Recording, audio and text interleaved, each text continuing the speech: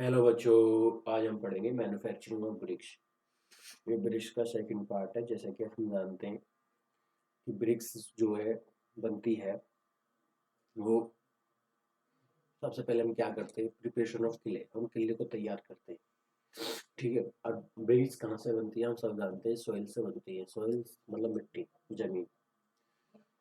तो दूसरी होती है मोल्डरिंग, तीसरी होती है ड्राइंग, चौथी होती है बर्निंग। ठीक है। और हम सब जानते हैं कि बर्निंग के बाद इसमें ये इसके अंदर जो केमिकल कंपोजिशन होते हैं मिट्टी के अंदर, वो आपस में फ्यूज होने के बाद एक अलग ही स्ट्रॉन्ग हार्ड स्ट्रक्चर बनाते हैं, जिसको हम बोलते हैं ब्रिक्स। तो देखो, हमें सबसे पहले क्या करना है प्रिपरेशन ऑफ क्ले में। सबसे पहले हमें अनसॉइलिंग करनी है। अनसॉइलिंग मतलब यह है कि 200 mm की जो टॉप लेयर है ना, उसको एलिमिनेट करना है, ऑर्गेनिक मैटर जो। दूसरी करना है डिगिंग। डिगिंग में ये करना है, क्ले को हमें बाहर निकालना है और बाहर डालना है। ठीक है, बखेरना है एक प्रकार से। तीसरे उसमें क्या करना है, उसकी क्लीनिंग करनी है। जो उसमें यदि कोई घास फूस है, स्टोन है, पपल्स है, रूट्स है एंड अदर इम्प्यूरिटीज है ना, उनको बाहर निकालना है। चौथी चीज है आपकी वेदरिंग। वेदरिंग में आपको क्या करना है, किले को अ, बाहर निकालने के बाद, है ना, बाहर निकालने के बाद उसमें जो हमने निकाला है ना, साफ जो करी है, उसको हम कुछ दिनों के लिए या कुछ हफ्तों के लिए बाहर छोड़ देते हैं। ओके। और पांचवा है ब्लीडिंग। ब्लीडिंग में क्या है, क्ले को लूज करते हैं। क्ले को लूज करते हैं और इसमें जैसे पानी मिलाया जाता है। नहीं, पानी तो नहीं, पानी टेम्परिंग में मिलाएंगे। तो ब्लीडिंग में मतलब ये है, ब्लेडिंग में क्ले को लूज किया जाता है और इंग्रेडिएंट जैसे सैंड, एस, ड्राई मिर्च, मतलब एक प्रकार से इसे पाउडर में कन्वर्ट किया जाता है। अच्छा, पाउडर में कन्वर्ट कर दिया हमने इसको ब्लीडिंग में। अब वो करते हैं tempering. Tempering is the process in sufficient quantity of water. इसमें टेम्परिंग में पानी मिलाया जाता है और ऐड किया जाता है किले में। इसको kneading मिक्स की जाती है under pressure to soft it. ठीक है, under pressure to soft it soft. मतलब कि ये है कि प्रेशर देके जैसे आटा गूंथते हैं ना, ऐसा देना है, और जिससे ये मेक इट सॉफ्ट, ये सॉफ्ट बन जाए, प्लास्टिक बन जाए और रेडी टू फॉर मोल्डिंग। ये खांचे में बनने के लिए, किसी भी आकार में ढालने के लिए तैयार हो जाए। जैसे कि हम सबसे पहले इस क्षेत्र में कर रहे हैं क्लीनिंग, 200 mm की लेयर्स को, है ना, 200 mm की लेयर्स को। फिर इसको क्या कर रहे हैं, एक प्रकार से डिगिंग कर रहे हैं, इसको फिर वेदरिंग कर रहे हैं। इसमें से हम जो भी है जो भी हम कह सकते हैं सॉइल के होते नहीं, वेदरिंग में जो कुछ, वेदरिंग में नहीं, क्लीनिंग, इसमें से स्टोन स्टोन निकालना है। फिर वेदरिंग में तो ये खुले वातावरण में छोड़ दिया जाता है। और एक होता है, एक तो होता है मैनुअल नीडिंग, और एक होता है मशीन के साथ, मशीन के द्वारा करते हैं ना नीडिंग, तो वो ये मशीन के साथ है। यदि हम इसमें क्ले डालते हैं, ये घूमता रहता है। ठीक है, क्ले ये घूमता रहेगा, इधर को क्ले आएगा, इधर को क्ले आएगा, इधर को क्ले आएगा, इधर को क्ले आएगा, इधर को क्ले आएगा और इधर से निकल जाएगा। इसको बोलते हैं पग मिल। नीडिंग इज पग मिल इज नोन एज पगिंग। मतलब यदि हम नीडिंग कर रहे हैं, यदि उसको गूंथ रहे हैं मिट्टी को और पग मिल के साथ कर रहे हैं, तो उसको बोलते हैं पगिंग। पगिंग तो आपको याद हो जाएगा।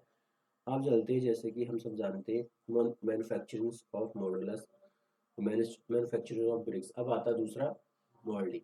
जैसे कि आपने शुरू में पढ़ा होगा कि हम सबसे पहले देखो क्या क्या करते हैं, मैं बताता हूँ, एक मिनट। मैं कहाँ गया वो पेज।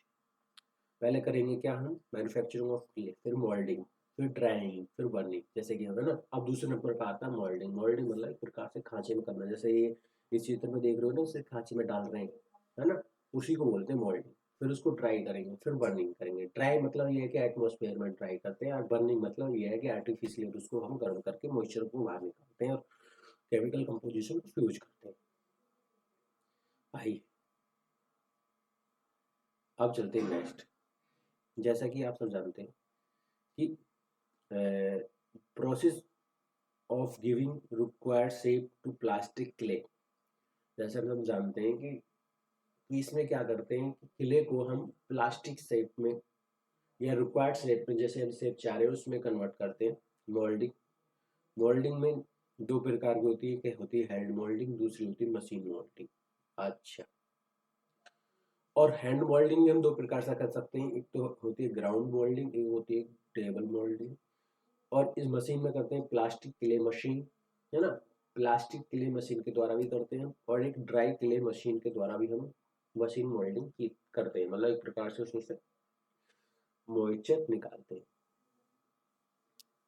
तो टाइप ऑफ ब्रिक मोल्डिंग, जैसे कि आप जानते हो कि दो प्रकार की मोल्ड होते हैं, एक तो होता है वुडन का, दूसरा होता है स्टील का।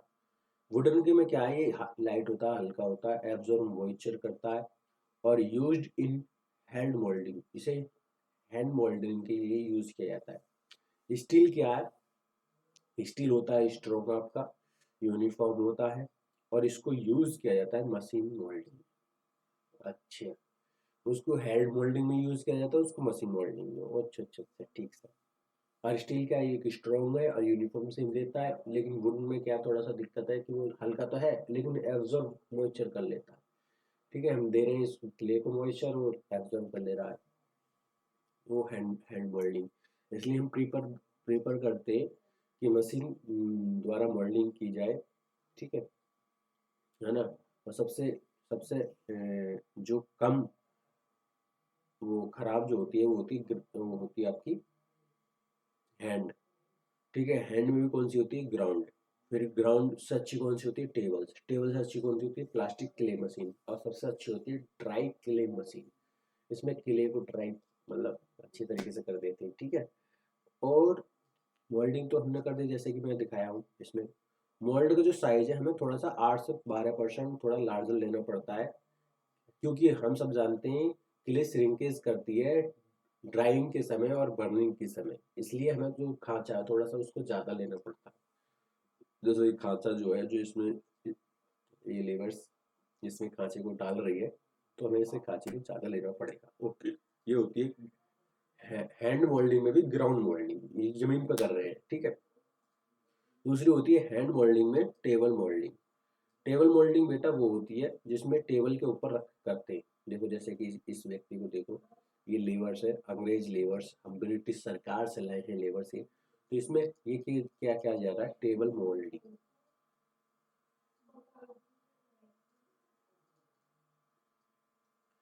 अब आते हैं नेक्स्ट, इसमें भी ये तो हमने कर दिया हैंड मोल्डिंग टेबल। अब मशीन के द्वारा, मशीन में बेटा हम कुछ नहीं करते, मशीन में हम ऐसे ही खांचे में रखते हैं उसको, मोल्ड में रखने के बाद उसको ऐसे मशीन में जाने देते हैं। मशीन में धीरे धीरे वो बेल्ट के थ्रू, बेल्ट कन्वेयर के थ्रू वो जाती रहती है, बेल्ट कन्वेयर के ऊपर रख देते हैं ना। ये थी आपकी, और इनको अच्छी तरीके से पढ़ेंगे, तो मैंने फोटो में आपको इस दिखाने के लिए करा है। ठीक है, एग्जाम पॉइंट ऑफ व्यू से हम और अच्छे तरीके से पढ़ेंगे। जैसे कि इसमें लिखा है मैन्युफैक्चरिंग ऑफ ब्रिक्स, इसमें करते हैं ड्राइंग। ड्राइंग में क्या है कि ग्रीन ब्रिक जो है वो फ्रेशली मोल्यूड, ठीक है, कंटेन अप टू 30% मॉइस्चर। हम सब जानते हैं कि ग्रीन जो हम जो खांचे में डालते हैं उसको, ठीक है, उसको हम एक प्रकार से नीडिंग करते हैं, तो उस समय नीडिंग में हम पानी मिलाते हैं, तो जिससे जो क्ले है वो जो 30% मॉइस्चर एब्जॉर्ब कर लेती है। ठीक है, और 30% पानी को हमें निकालना है। तो इफ ड्राई टू फास्ट और अनइवनली बर्न डायरेक्टली, मतलब यह है कि हम यदि ब्रिक्स को डायरेक्ट या फास्ट करते हैं तो हमारी जो ब्रिक्स हैं उनमें क्या आ जाएगा, उनमें क्रैक आ सकते हैं, डिस्टोरेटेड हो सकते हैं, कोल्ड फ्रैक्चरिंग आ सकती है डायरेक्ट करते हैं। इसलिए हमें ड्राइनिंग करनी पड़ती है बर्निंग से पहले, क्योंकि देखो इसमें लिखा है the dry too fast and unevenly. यदि हम ड्राई करते हैं फास्ट तो ये दिक्कत आ जाएगी। When dry slowly in open air, open air में हम उसको ड्राई स्लोली स्लोली करते हैं, मॉइस्चर रिड्यूस टू 3 से 5%, which is safe for burning. ये बर्निंग के लिए सेफ है। जैसे कि आप सब जानते हैं, drying remove moisture before drying remove moisture before burning to ensure strength and safe. ठीक है, इसमें क्या करते हैं कि हमारे जो ड्राइंग जो करते हैं हम उसमें मॉइस्चर को रिमूव करते हैं बर्निंग से पहले, क्योंकि उसमें इंश्योर हो जाता है कि स्ट्रेंथ एंड शेप हमारी सही रहे। ठीक है, सारा कुछ मद्देनजर रखना करना पड़ता है। दूसरी होती है आपकी टाइप ऑफ ड्राइनिंग। ड्राइनिंग में दो प्रकार की होती है, एक तो होती है नेचुरल, दूसरी होती है आर्टिफिशियल। एक नेचुरल एक आर्टिफिशियल। अच्छा, अब चलते हैं जैसे कि नेचुरल ड्राइनिंग ऑफ ब्रिक्स। इसमें 3 स्टेज होते हैं। पहला होता है स्टेप 1 फ्लैट बेड ड्राइनिंग। हम ईंटों को, जैसे कि आप मैं चित्र लाया हूँ, हमें सबसे पहले ईंटों को ऐसे रखना पड़ता है। ठीक है, ये फ्लैट फ्लैट रखना पड़ता है, इनके बीच में एक एक एक सेंटीमीटर का गैप रखना पड़ता है, जिससे ये एयर ट्रांसपोर्ट या मूव हो सके। ठीक है, एक प्रकार से एक स्थान से दूसरे स्थान पर जल्दी सूखने की प्रक्रिया चालू हो। और हवा तो हमारे लिए बहुत जरूरी है, हर एक ईंट के लिए हवा लगनी चाहिए। देखो, फ्रेश ईंट the placed flat on the ground in open air. क्या कह रहा है सर, फ्रेश ईंट को प्लेस करते हैं फ्लैट पर on the ground in the open air. Okay, there are small gaps. इसमें क्या है, स्मॉल गैप होता है 1 सेंटीमीटर का between each bricks so air can pass. इसमें क्या है, हमारी जो 1 सेंटीमीटर का जो गैप है, ठीक है, वो हर एक ईंट को रखा जाता है क्योंकि उसमें से एयर पास कर सके। ठीक है, दिस स्टेप 1 टेक 1 डेज। कम से कम ये 24 घंटे के लिए रखा जाता है, वेदर डिपेंडिंग, मतलब एज पर वेदर डिपेंडिंग। यदि वेदर अच्छा नहीं है तो थोड़ा सा और 2 दिन कर सकते हैं। तीसरा क्या है, स्टेप 2 स्टैंडिंग ऑन एज। जैसे कि मैं इसमें फिर फोटो लाया हूँ कि इसमें देखो खड़ी रखनी है ईंट को, जैसे एज पर खड़ा रख दिया है ना इसमें, देखो खड़ी ईंट रख दी, ऐसे ही रखना है। तो इसमें कुछ ज्यादा खास नहीं है। स्टैंडिंग ऑन एज आफ्टर 2 से 3 day bricks are kept standing on there as like book on a shelf. Okay, है ना, 2 से 3 दिन के लिए हमें एज पर ब्रिक्स को रखा जाता है। ठीक है, ठीक है, ब्रिक्स कैसे रखते हैं, स्टैंडिंग ऑन देयर एज। ठीक है, जैसे like book on shelf. Okay, gaps are kept between bricks for air to flow. भाई इनमें भी गैप्स रखा जाएगा जिससे हमारी एयर फ्लो कर सके। ये भी हम कम से कम 2 से 3 दिन प्रोसेस चलती है। दिस आल्सो टेक्स 2 से 3 दिन। अब आते हैं स्टैंडिंग। स्टैटिक्स क्या है, when bricks are half dry. जब हमारी ब्रिक्स हाफ ड्राई हो जाती है तो उसको हम क्या करते हैं, they are stack one over to another soft bricks and yellow colour. इसमें क्या होता है, हमारी ब्रिक्स का येलो कलर होता है और सॉफ्ट ब्रिक्स होती है। जैसे कि हम स्टैक लगा देते हैं, जैसे कि हाँ हमने देखे स्टैक लगा रहे हैं, स्टैक लगा रहे हैं। ठीक है, ऐसे ही स्टैक लगाना है, ईंटों का चिट्टा लगाना है। और this stack kept about this 1 week to fully dry. है ना, हमें इस टैग को 1 हफ्ते के लिए कम से कम रखना है खुले वातावरण में, जिससे कि हमारी ईंट और अच्छी तरीके से सूख जाए। Burn bricks are dry in open air under sunlight. Sunlight के अंदर रखना है, जब ओपन एरिया होगा तो sunlight. Now the bricks are ready for burning. अब ये बर्निंग के लिए स्टार्ट है। ये क्या है, लो कॉस्ट है, लेकिन बट क्या है, स्लो एंड वेदर डिपेंडिंग। भाई लो कॉस्ट है और स्लो है और वेदर डिपेंडिंग है।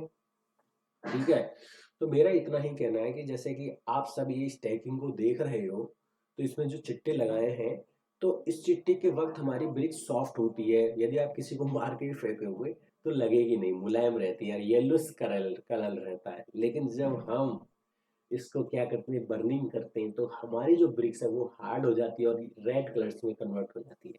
जितनी ज्यादा अच्छी बर्निंग होगी उतनी ज्यादा चेरी कलर होता है हमारा, रेड कलर की तरह। ओके सर, अब चलते देखो, जैसे कि आपने मैंने बताया कि एक होती है नेचुरल ड्राइनिंग। नेचुरल ड्राइनिंग तो होगी, अब होते हैं आर्टिफिशियल ड्राइनिंग। आर्टिफिशियल ड्राइनिंग में क्या कुछ नहीं, इसको हम ब्रिक्स को ड्राई कर सकते हैं, कंट्रोल हीट। अच्छा, इसको हम फास्टर कर सकते हैं, मोर यूनिफॉर्म करते हैं, मोर यूनिफॉर्म कर सकते हैं नेचुरल ड्राइनिंग से अच्छी, suitable for large scale production. अच्छा, मेथड्स ऑफ आर्टिफिशियल ड्राइनिंग, मतलब कि हम सब जानते हैं कि मेथड्स ऑफ आर्टिफिशियल ड्राइनिंग में हमें ज़्यादा देखो जल्दी पक जाए, जल्दी उसमें क्या ड्राई हो जाएगी, जल्दी सूख जाएगी, मोर यूनिफॉर्म होगी, हर एक ईट में से इतना ही मोशन निकलेगा जितना हम चाहते हैं। और ये है लार्ज स्केल प्रोडक्शन में करते हैं हम। इसमें भी आर्टिफिशियल में दो प्रकार की होती है, एक हॉट फ्लोर, एक होती है टनल। देखो, bricks are placed hot floors पे, हॉट फ्लोर्स पर रख दी जाती हैं।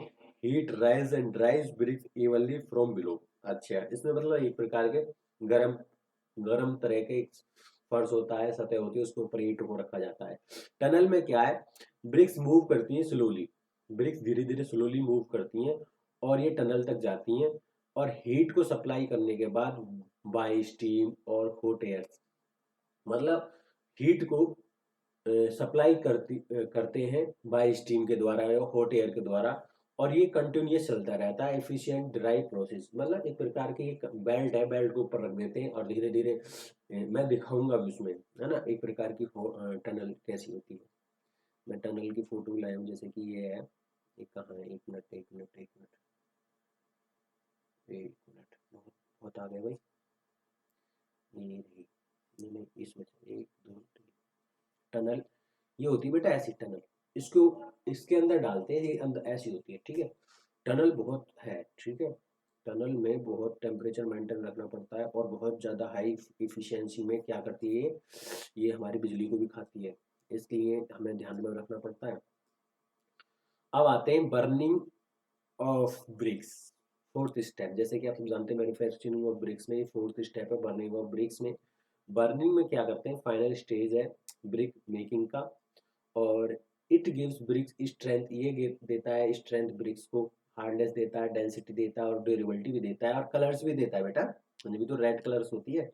During the burning of BRICS, जैसे कि हम जानते हैं कि बर्निंग के समय थ्री की केमिकल प्रोसेस, हम सब जानते हैं कि इसमें थ्री केमिकल प्रोसेस होते हैं, जैसे कि ये तो डिहाइड्रेशन होता है, ऑक्सीडेशन होता है और मल्टीफ्रैक्शन होता है। जैसे कि आप सब जानते हैं यदि हम बर्निंग कोई भी चीज कर रहे हैं तो तीन चार चीजें होंगी सर, कौन कौन सी, ऑक्सीडेशन रिडक्शन, ऑक्सीडेशन रिडक्शन, ये दो तीन चीज ही होती हैं।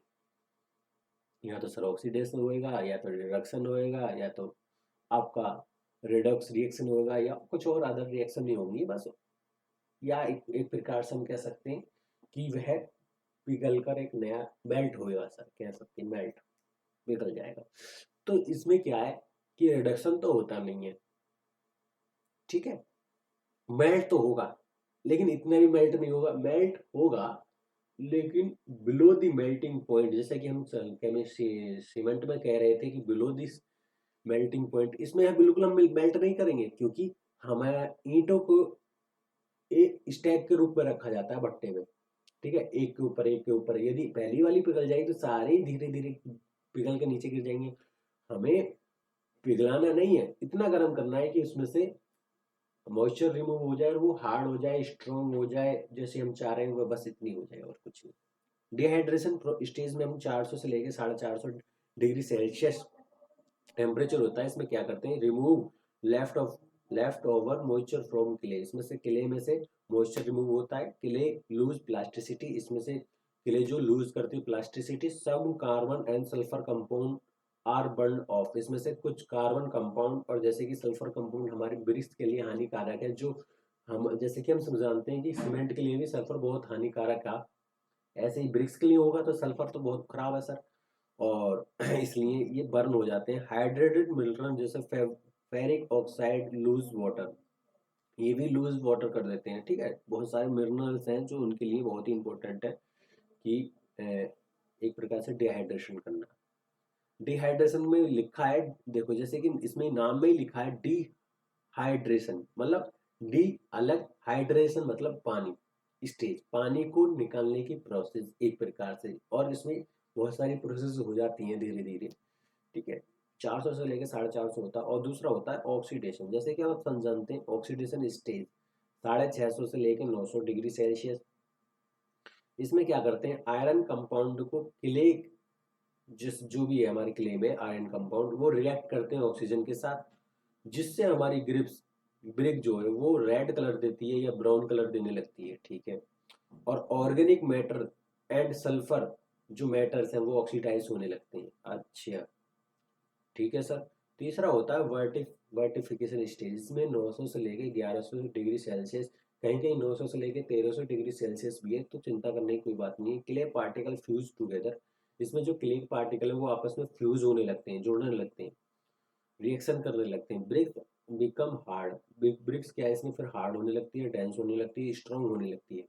This is final stage before cooling. ये फाइनल स्टेज है आपकी, और इसमें कूलिंग भी किया जाता है बिफोर, बाद में इसको कूलिंग भी किया जाता है। तो मेथड्स ऑफ बर्निंग, जैसे कि हम सब जानते हैं मेथड्स ऑफ बर्निंग में पहला होता है क्लेंस, तो इसको बोलते हैं ट्रेडिशनल मेथड।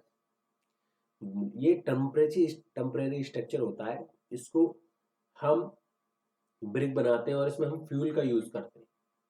ओके, ये स्मॉल स्केल कंस्ट्रक्शन में या small scale rural bricks production में काम करते हैं। इसको इसे एग्जांपल देते हैं, तजामा लोकल क्लेम्स टाइप्स, ठीक है। इसमें कुछ नहीं है, क्लेम्स रखा जाता है, जैसे कि हम अभी बताएंगे भी। इसमें फ्यूल का यूज किया जाता है, फूल जैसे लकड़ी, गोबर, गोबर से बने उपले, कंडे बोल देते हैं कहीं कहीं, तो कुछ भी जो फ्यूल का काम कर सके, और छोटे स्तरों पर यूज किया जाता है ब्रिक को बनाने के लिए, इसको तजामा भी बोलते हैं। अब आते हैं कि किल, इसमें क्या है, ये परमानेंट है, परमानेंट स्ट्रक्चर है। वो क्या था आपका, वो क्या था, वो टेम्परेचर स्ट्रक्चर था kiln. Permanent structure use for large scale burning, इसको हम लार्ज स्केल बर्निंग के लिए यूज करते हैं। और किल्न जो है वो दो मेन टाइप्स की होती हैं, पहली होती है इंटरमीडिएट, दूसरी होती है कंटिन्यूस। देखो इंटरमीडिएट क्या है, इंटरमीडिएट में भी ब्रिक्स को लोड करते हैं, बर्न करते हैं, कूल करते हैं, फिर देन रिमूव करते हैं बैचेस में से। अच्छा सर, ये इसमें भी दो प्रकार के होते हैं, अप ड्राफ्ट किल, डाउन ड्राफ्ट किल। देखो आप मतलब ऊपर ड्राफ्ट मान लीजिए, एक प्रकार से मान लीजिए धुआं, गर्म गैस है, तो इसमें धुआं जो गर्म गैसें हैं वो ऊपर की तरफ जाएंगी, ठीक है ना, नीचे से लगाएंगे और ऊपर धीरे धीरे जाती रहती है।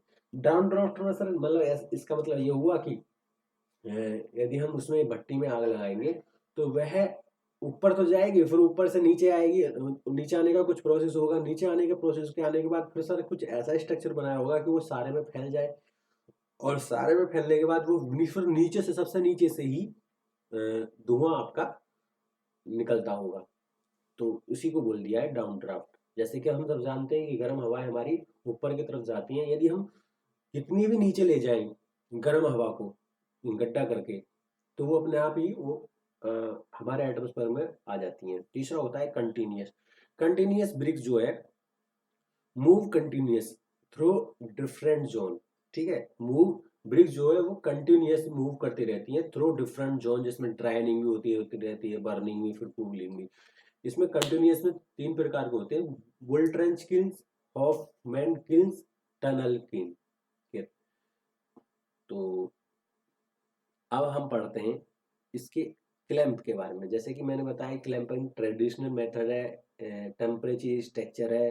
तो इसमें क्या करते हैं हम, ऐसा है कि ब्रिक्स को ऐसे थोड़े से 25 से 30 डिग्री पर इसको हम ऐसे रखते हैं, और यहाँ होता है हमारा फ्यूल, और ये जमीन के अंदर भी होता है, 25 से 30% ये अंदर भी होता है, थोड़ा बाहर भी होता है। देखो इसमें क्या करा, इसमें फ्यूल रखा, फिर ईंट रख दी, बहुत सारी ईंट है, कम से कम 100 या 200 ईंट है, फिर फ्यूल रखा, फिर ईंट रख दी, फिर फ्यूल रखा, फिर ईंट रख दी, फिर फ्यूल रखा, फिर ईंट रख दी, फिर आगे आपकी अर्थ, फिर आगे आपकी अर्थ। ये लेयर्स ऑफ रॉ ब्रिक्स, ये रॉ ब्रिक्स की लेयर है, ठीक है, चिंता मत करो। ये क्या है आपकी अर्थ, ये क्या है आपकी ब्रिक वॉल इन दी मर्स। ओके, तो मैं आपको यही तो बता रहा हूं कि जैसे कि आप सब जानते हैं कि क्लैंप सर पुराने समय में लोग करते होंगे, गांव के करते होंगे, और छोटे मोटे स्तरों पे यूज करने के लिए करते होंगे, तो हाँ वही है बेटा, फ्यूल्स मतलब इसमें गोबर से बने कुछ ईंधन या कुछ भी प्रकार के जो भी जैसे ले सकते हैं, उन्होंने यूज करते थे ना। हमने देखा है सर, इसको कुम्हार भी बहुत अच्छे तरीके से यूज करते हैं। दिया और मिट्टी के जो बर्तन बनते हैं उनको पकाने के लिए ऐसा ही यूज करते हैं कुम्हार भी। अच्छा अच्छा अच्छा अच्छा, सर समझ गए क्लैम्स में क्या कर। अच्छा, देखो क्लैम्स क्या है। क्लैम्स में आपकी जो ब्रिक है और फ्यूल है, जैसे कि वुड, कोयला, कोयटन्स are arranged in alternate layers. जैसे कि मैंने बताया पहले, फ्यूल्स को रखते हैं, फिर ब्रिक्स को रखते हैं, फिर फ्यूल्स को रखते हैं, फिर ब्रिक्स को रखते हैं। ऐसे 3-4 लेयर्स होती हैं अल्टरनेट लेयर्स में। There entire setup is covered with mud and grass to retain heat. हम इसको चारों तरफ से मड्स के और ग्रास से ढक देते हैं, जिससे कि हीट हमारी रिटेन हो सके, उसमें ही रहे, गर्म हवाएं रहें, कम से कम 3-4 महीने तक ये प्रोसेस चलती है। This structure is trapezoidal in shape. Trapezoidal shape में होता है। अच्छा, और अबाउट 3 से 50% जो क्लैंप का स्ट्रेच करा जाता है वो बिलो ग्राउंड लेवल करा जाता है। अच्छा सर, इसमें जो आपकी टोटल हाइट होती है वो 3 से 4 मीटर्स की होती है। अच्छा, फ्यूल लेयर थिकनेस होती है 70 से 80 सेंटीमीटर। अच्छा सर जी, burning and cooling together take about 1-2 month, है ना। बर्निंग में 1 से 2 मंथ लग सकता है। डिपेंड वेदर एंड साइज, हमारी क्लैंप की क्या साइज है, वेदर कैसा है, उस हिसाब से हमारा इतना टाइम लगता है। ये लो कॉस्ट है, इजी टू कंस्ट्रक्ट है, suitable for rural and small scale construction, ये इसलिए है। ठीक है, और हम सब जानते हैं कि इसमें 10,000 के ब्रिक्स तक यूज ले सकते हैं। ठीक है, इसमें एडवांटेज क्या है, हानिकारक क्या है सर, ये अनइवन बर्निंग एंड अनकंट्रोल। कहने का मतलब है अनइवन बर्निंग, अभी मैं बताऊंगा, और अनकंट्रोल है। एक बार सर हमने आग लगा दिया, माचिस जलाई और भाग गए, फिर हमने 3-4 महीने देखा ही नहीं सर। हम उसको कंट्रोल ही नहीं कर सकते आपको तो। और लोअर ब्रिक्स क्वालिटी, लोअर जो ब्रिक्स होती हैं वो अच्छी तरह से पक जाती हैं, जो फ्यूल्स के ऊपर लगी रहती हैं, और उसके ऊपर तो फिर वो थोड़ी सी सॉफ्ट रहती है। तो वो ये अनइवन बर्निंग, मतलब उसी को बोल रहा है अनइवन बर्निंग। और हाईएस्ट वेस्टेज होता है।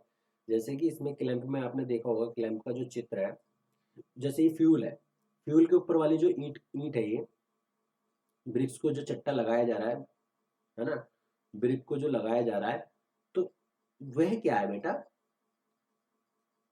वह आपकी क्या है, वह है बेटा आपकी ईंटों को तो अच्छी तरह पका देगा फर्स्ट लेयर को, फिर सेकंड लेयर को भी पका देगा, लेकिन थर्ड और फोर्थ लेयर जो होगी उसमें सर हमारी अनइवन अनइवन होगी सर। अच्छा, ये कह रहे हो, ठीक, हाँ। और इसका एग्जांपल है तजामा, जो traditional clamp types used in rural India. Okay sir, जैसे कि पहले ही बता दिया, इंपॉर्टेंट जब बता रहा हूँ। अब आते हैं किर्ल, किल्न भट्टी। पहला ऑप्शन है इसमें इंटरमीडिएट अप ड्राफ्ट किल्स। जैसे कि इसमें देखो, मैं नीचे आग लग रही है, भट्टी गर्म करा जा रहा है, और ये आपकी क्या है, ब्रिक्स है, इनके ऊपर ब्रिक्स, ये ब्रिक्स है बेटा, ये भी ब्रिक्स है, ये भी ब्रिक्स है, ये भी ब्रिक्स है ना। ऐसा इसके ऊपर ब्रिक्स लगाया जाता है। ठीक है, और एक, ठीक है, जैसे कि इसमें लेयर थिकनेस कितनी होती है, 2 से 3 ब्रिक की थिक होती है। ठीक है, इसमें 6 से 8 ब्रिक की हाइट होती है, और इसमें arch like open at the bottom for fire and airs. अच्छा, इसमें आर्च ऐसा होता है सर ओपन, जैसे बॉटम की तरफ फायर ओपन रहेगा और ऊपर एयर्स के लिए ओपन रहेगा। अच्छा, loading bricks are arrange carefully, हम ब्रिक्स को अरेंज करते हैं carefully inside the kilns. इसमें एनक्लोज ड्यूरिंग ड्राई ब्रिक्स, है ना, क्या, enclose during dry bricks and seal with मर्स। हम इसको सील करते हैं मर्स के द्वारा, कि हमारी क्या है, वो जो हॉट एयर से वो रिटेन हो सके, वो वहीं रुक जाए। ठीक है, इंटरमीडिएट अप ड्रॉट को हम और अच्छी तरीके से देखते हैं। जैसे कि ये इसमें क्या करा है कि इसमें ब्रिक्स लगाई, ठीक है, इसमें फ्यूल गैस, इधर गैस निकलेगी, इधर ब्रिक्स लगाई, इधर गैस निकलेगी, इधर ब्रिक्स, इधर इधर फ्यूल, इधर ब्रिक्स, इधर फ्यूल, इधर ब्रिक्स, इधर फ्यूल, इधर ब्रिक्स, इधर फ्यूल, इधर। ये आपका डोर होता है, ये लॉन्गिट्यूडनल वॉल होती है। स्मॉल ओपनिंग फॉर फ्यूल्स होता है, प्लान ऑफ इंटरमीडिएट किल्स, ठीक है। फायर टाइम कितना होता है? 48 से 60 घंटा। भाई उससे तो बेस्ट ही है, क्लैंप से 2 से 3 महीने लग रहे हैं, ठीक है। कंटिन्यूस बर्निंग चलती रहती है इसमें। ड्राफ्ट डायरेक्शन, इसमें हॉट एयर जो मूव करती है अपवर्ड की तरफ, ठीक है, ब्रिक्स के। अच्छा, कूलिंग टाइम कितना होता है सर? 60 डे। इसमें नेचुरली हम कूलिंग करते हैं। डिसएडवांटेज क्या है सर? इसमें ब्रिक जो है वो भी यू नॉट बर्न यूनिफॉर्म होती है sir. Some may be under or over burn. जो नीचे की है, जैसे कि मैंने पहले बताया क्लैंप में भी ऐसे ही हो रहा था, जो नीचे की जो फ्यूल की, हाँ ये वाली जो है आपकी अच्छे से काम करेंगी, ये वाली आपकी अच्छे से काम करेंगी, ये वाली आपकी अच्छे से काम करेंगी, ये वाली अच्छे से पक जाएंगी, ये वाली अच्छे से पक जाएंगी। और जो ऊपर की है वो तो सर वहाँ वहाँ तो सर आग पहुंच ही नहीं पा रही, वहां तो गरम गरम हवा पहुंच पा रही है। जब गरम गरम हवा पहुंच पा रही है तो वो थोड़ा सा, नीचे वाली तो ज्यादा पक जाएंगी, ऊपर वाली ही पक जाएंगी, लेकिन कहने का मतलब है नीचे वाले के मुकाबले कम पकेंगी, क्योंकि जहां आग ज्यादा लगेगी, आग ज्यादा संपर्क में होगी, जिस जो भी ईंट आग के संपर्क में होगी वो ज्यादा पकेगी, तो वो नीचे वाली है, ठीक है। आप चलते हैं इंटरमीडिएट में। ड्राउन ड्रॉफ्ट किल्स, जैसे कि आप सब जानते हैं ड्राउन ड्रॉफ्ट, ड्राउन मतलब सर, डाउन मतलब नीचे की तरफ जा रहा धुआं। हाँ बेटा, इसमें देखो कुछ नहीं करा, इसमें थोड़ा आग इधर को लगाया, आग इधर को लगाया, और ये आग इधर भी जा रही है, इधर भी जा रही है, और इधर भी जा रही है, और ऐसे जाने के बाद फिर ये नीचे की तरफ जाने के बाद पूरे इसमें घूम जाएगी, और घूमने के बाद जब निकलेगी, ऐसा इसका स्ट्रक्चर बनाया जाता है कि ये पूरे में चली जाए, पूरे ब्रिक्स में हॉट एयर संपर्क में आ जाए, उससे तो अच्छी है। जैसे कि इसमें शेप कैसे होता है? रेक्टेंगुलर और सर्कुलर भी होता है। अच्छा, रॉफ कैसी होती है? Fully close roof to retain heat, है ना, फुली क्लोज होती है जो हीट को रिटेन करती है। अच्छा, has a chimney stack to pull hot gases to downward. इसमें क्या है, चिमनी को स्टैक करते हैं और पुल करते हैं हॉट गैसेस में, अच्छा सर, डाउनवर्ड की तरफ। जो चिमनी है वो स्टैक की जाती है, पुल हॉट गैसेस को डाउनवर्ड में, ठीक है। ठीक है, कहने का मतलब यह है, जो मैं बता रहा हूँ कि ये इसमें क्या है, आपका जो है हॉट एयर उसको पुल करते हैं, एक बार से धक्का मारते हैं कि हमारी चिमनी डाउनवर्ड्स की तरफ गैसेस निकले। अच्छा, draught direction, hot gases move downward due to chimney draft. Chimney के कारण, चिमनी की स्ट्रक्चर भी ऐसी होती है, वो कुछ ऐसा अंदर से ऐसे जैसे बनाते हैं ना वो भूल भुलैया, ऐसे इसमें होता है। हॉट एयर्स को एक प्रकार से ईंटों के संपर्क में आ जाए, ऐसा कुछ करते हैं वो। बर्निंग क्वालिटी होती है इसमें, bricks are evenly burned from the top the bottoms. अच्छा, top the bottom brick evenly burn होते हैं। एडवांटेज क्या है? Better than the up draught kilns, ये अप ड्राउट किल से अच्छी होती है। इसमें क्या, थोड़ा यूनिफॉर्मिटी मिल जाता है, और फ्यूल की इफिशियंसी होती है। ओके सर, फ्यूल का क्या, एफिशिएंसी भी होता है। अब इसमें चलता है कंटिन्यूस में ही, नहीं उसमें आपका इंटरमीडिएट में तो दो हो गए, ठीक है, इंटरमीडिएट डाउन ड्रॉट किल्स और अपवर्ड किल्स। अब आती है कंटिन्यूस। कंटिन्यूस में पहला है आपका bull trench kills. Bull trench, जैसे कि अपने भारत में सबसे ज्यादा देखा है ये, कुछ देखो ये तो कुछ जमीन के अंदर रहता है, ठीक है, और जमीन के अंदर गाड़, जमीन के अंदर कुछ हाइट तक इसको ले जाके इसको अच्छी तरीके से करते हैं। ये होती है हमारी चिमनी, ये होती है ब्रिक्स, ठीक है। ये हो गया ए सेक्शन, ये इधर इधर से हमने सेक्शन लिया है। अच्छा, ठीक है सर, हम समझ गए। हाँ बेटा, ये इसमें क्या है, हमारी ईंट जो है वो, ये चैम्बर्स बने होते हैं, 1 2 3 4, देखो ऐसे 1 2 3 4 5 6, फिर इधर से हम ईंटों को डालते हैं और इधर से जा जाके फिर इधर को निकल जाती है। और हम इधर से भी ईंट डालते हैं और इधर से जा जाके ये इधर को रिमूव होती है। इसका मतलब सर 2 चिमनी है, तो एक चिमनी तो इसके लिए चाहिए और एक चिमनी इसके लिए चाहिए। अच्छा, और अच्छी तरीके से देखते हैं बल्ट ट्रंच में। देखो इसमें क्या है, पहले इधर से डालते हैं ईंटों को, फिर ये कूल रहती है, फिर कूल रहने के बाद फिर थोड़ा सा और कूल रहेंगे और कूल रहेंगे, फिर इसको फायर किया जाएगा, फिर इसको प्री हीट किया जाएगा, प्री हीट करने के बाद और प्री हीट किया जाएगा, फिर इसको सेट किया जाएगा, फिर इसको बाहर निकाल दिया जाएगा। ये है आपका प्रोसेस। इसमें भी क्या है, इधर से ईंट को निकालेंगे, पहले कोयला कूल करेंगे, फिर इसको और थोड़ा सा कूल करेंगे और धीरे धीरे टेम्परेचर बढ़ाएंगे। एक दिन नहीं, इस कूल का मतलब ये है कि कूल रहेगी, मतलब कूल तो रहेगी लेकिन थोड़ा थोड़ा टेम्परेचर बढ़ता रहेगा, 10-10 डिग्री भी, 20 डिग्री। फिर इसको फायर करेंगे, फायर करने के बाद प्री हीट करेंगे, प्री हीट फिर प्री हीट, फिर इसको सेट करके फिर इधर से ईंटों को निकाल देंगे। इसमें क्या है, मूवेबल फ्यूल। ठीक है, ये आपकी होगी स्टैक्स। या तो हम चिमनी इधर लगाएंगे या हमने इधर चिमनी लगाएंगे, या दोनों ही लगा सकते हैं। तो ठीक है सर। अब कंटिन्यूस बर्निंग में बुल ट्रंच किल्स भी ये देखिए, ये और अच्छी तरीके से समझाया है। जैसे कि इसमें मूवेबल चिमनी होती है, प्री हीटिंग जोन होता है, अच्छा, फायर जोन होता है, स्टोकिंग होल्स होते हैं। इसमें स्टोकिंग होल होते हैं बेटा, जिस है ना, होल होते हैं और ऊपर से इसे पूरा ढक दिया जाता है। ठीक है, ये देखो सेटिंग्स फॉर ग्रीन ब्रिक्स, है ना, इधर कूलिंग, और इधर हम ड्राइंग फॉर फायर ब्रिक्स, इधर से एयर जाती रहती है।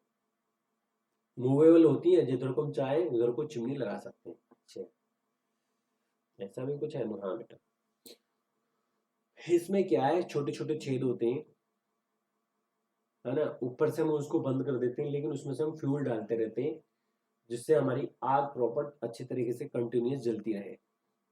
अच्छा, अब आते हैं कंटिन्यूस में हॉफमैन। वो तो था बेटा रेक्टेंगुलर साइज का, ये थोड़ा क्या है, सर्कल साइज का। जैसे कि इसमें सर्कल है, इसमें भी बेटा चैम्बर होते हैं। जैसे कि इसमें चैम्बर, हमने ईंट को इधर से डाला, 1 chamber, 2 chamber, 3 chamber, 4 chamber, 5 chamber, 6, फिर 6 से 7, 7 से 8, 9, 10, 11 और फिर 12, फिर धुआं ऐसे जाके फिर इधर से ही निकाल देते हैं। ये गोल होती है कुछ ऐसी, देखो। ठीक है, ठीक है सर, हम समझ गए। चिमनी बीच में होती है इसमें, और कुछ नहीं, चिमनी बीच में होती है। जो जो देखो, जैसे कि 1 चैम्बर्स का जो धुआं इसमें जाएगा, दूसरे चैम्बर्स का भी धुआं उसमें सीधे जाएगा। संपर्क रहते हैं हर चिमनी, हर चैम्बर का संपर्क थोड़ा थोड़ा रहता है, लोगों के लिए भी और वैसे भी धुएं के लिए भी, कि वो चिमनी में जा सके। ठीक है, ये देखिए 1, है ना, जैसे कि मेरे हिसाब से, जैसे कि आप मैंने देखा होगा, हाँ हाँ, 2, 3, 4, 5, 6, 7, 8, 9, 10। ठीक है, ऐसे होते हैं। एंट्रेंस भी ऐसे होता है। ठीक है, ये एंट्रेंस है। ठीक है, कोशिश करते हैं कि हर उसमें एंट्रेंस ना दे बेटा। और जैसे कि अब मैं बताता हूँ बुल ट्रेंच और जैसे कि आपकी हॉफमैन किल्स में क्या अंतर होते हैं, जैसे कि मैं बताता हूँ। एक मिनट, अब आते हैं bull trench and Hoffmann kilns का कंपैरिजन करते हैं। बुल ट्रेंच किल और Hoffmann kilns comparison. Bull trench kiln जो होती है प्रोड्यूस, इसमें 3 लाख ब्रिक्स प्रोड्यूस कर सकते हैं इन 12 डे। अच्छा, और हॉफमैन में सर, हॉफमैन में कम से कम 40 लाख ब्रिक्स प्रोड्यूस कर सकते हैं इन 1 सीजन। मतलब 1 सीजन मतलब कम से कम 6 मंथ।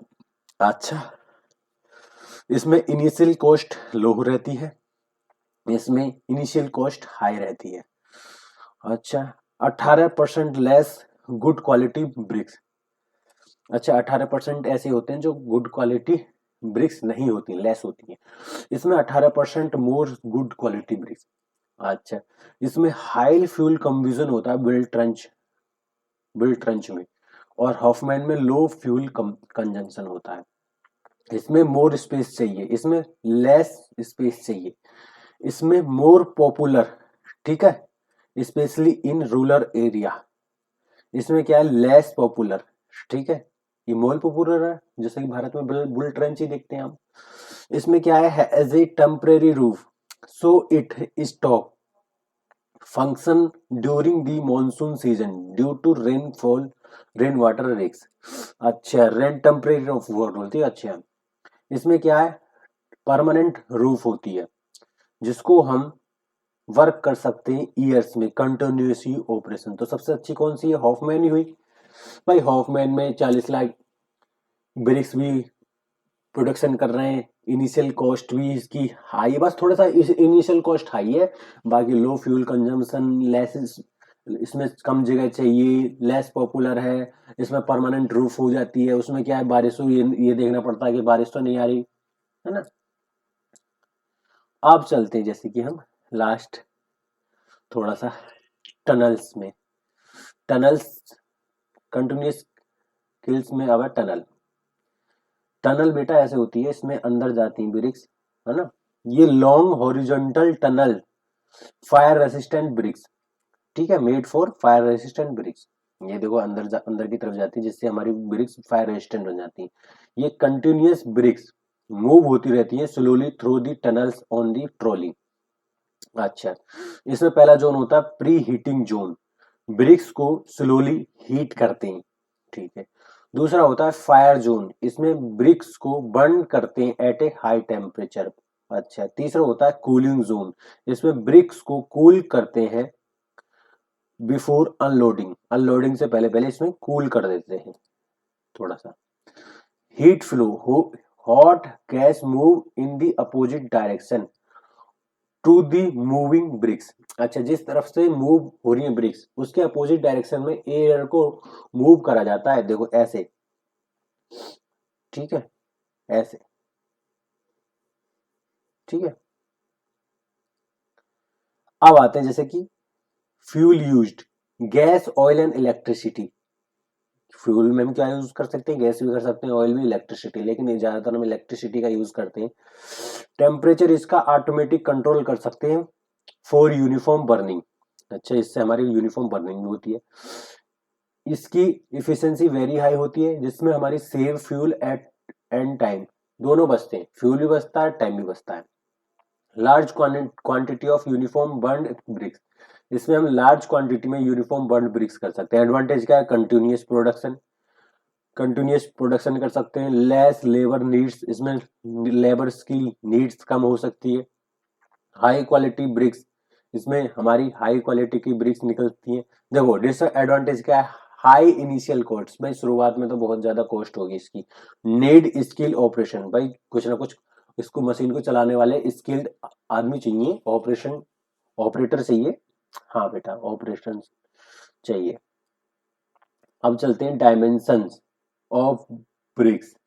तो ये हम कोशिश करेंगे, देखो जैसे कि IS 1007 के अनुसार इसमें हम चलते हैं, जैसे मैं बता देता हूँ फिर भी, लेकिन हम नेक्स्ट वीडियो में इसको करेंगे। मोटा मोटा ये है कि हम 20 ब्रिक लगाएंगे रैंडम।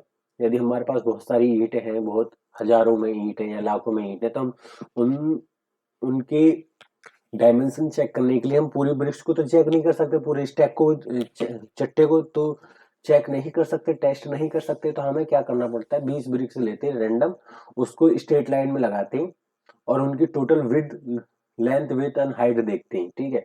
और उनकी क्या है आपकी, मैं बता देता हूँ फिर भी, चलते हैं, कोई नहीं। कम से कम यदि हम 20 क्या लगा रहे हैं, ब्रिक्स लगा रहे हैं, तो उनकी जो आपका लेंथ होनी चाहिए 3720 से लेके 3880 के बीच में होनी चाहिए। एवरेज 3800 मान लो, उसमें प्लस माइनस 80, ठीक है। 3800, 3800 में 80 प्लस करेंगे तो 3880 हो जाएगा, 3880। 3800 में 80 माइनस करेंगे तो 3720 हो जाएगा mm, ठीक है। हम एवरेज क्या है 3800 ही मान के चलते हैं इसमें। 20 यदि ब्रिक्स लगा रहे हैं लेंथ की, विथ हम लगा रहे हैं तो 1760 mm से लेके 1840 mm होनी चाहिए। Average 1800 mm plus minus 40 mm। Height क्या है 1760 mm से 1840 mm।